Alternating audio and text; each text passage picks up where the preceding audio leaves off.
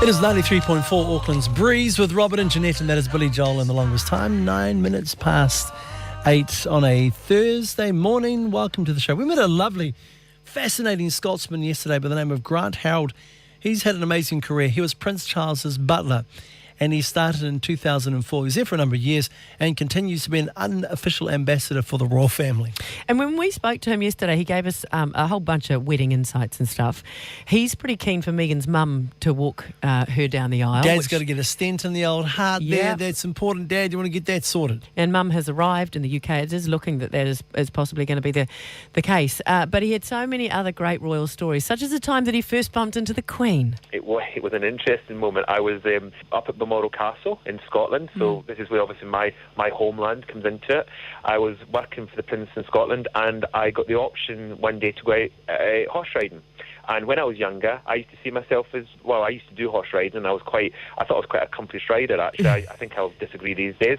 And I went out on the estate, and I remember coming down this hill, and the castle was in the background. I mean, it was like something like one of these kind of movies. Yeah. It looked amazing, me on horseback. And suddenly, as we kind of came down the hill, I remember thinking that there was rabbits or something at the horse's feet, because the horse started kind of rearing up, and I got scared, and I started panicking and kind of, which you probably shouldn't do, and kind of shouting, there's rabbits or rats or something at the feet.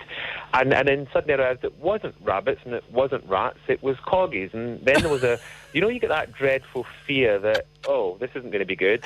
And I looked up, and sure enough, there was the Queen in headscarf. And I remember just trying to bow my head on the horse, say good morning, Your Majesty, or good afternoon. And she just kind of smiled and gave a kind of wave, and off she went. And I thought, okay, that's my first introduction, and I probably offended the Queen by thinking of corgis were rats.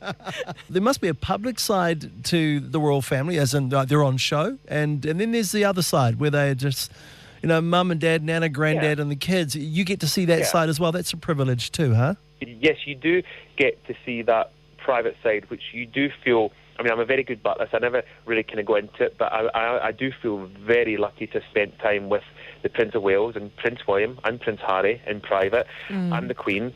But one thing I will tell you is, on one of those occasions, I was invited to what's called the Gillies Ball, which is something that Queen Victoria started in the 1800s. And I remember the Duchess of Cornwall very kindly offered me to dance with her, and I danced with the Duchess.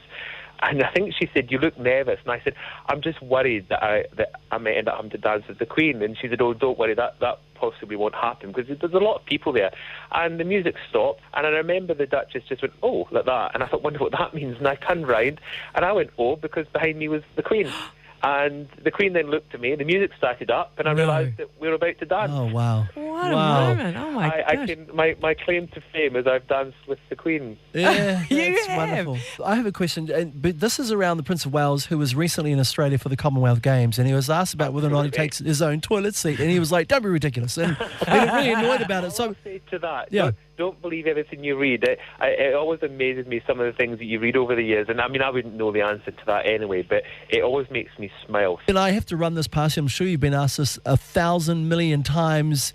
Does he put his own toothpaste on his toothbrush? Well, I can get out of answering that, and the reason is it's an upstairs question, and I'm downstairs. Upstairs to downstairs. I know. I've got good at this. The butlers would never do anything like that anyway, because we'd be downstairs, so I wouldn't know the answer. But if you ever speak to a valet, then that's who you need to ask the question to. Two things I learned there. Upstairs, downstairs, that's actually a thing. Yeah, it absolutely is. And the word is valet. Valet. If you speak to a valet, they will answer who puts the toothpaste on the toothbrush.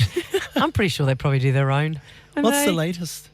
The latest is, so the dad is obviously having the op. He's not going to be there.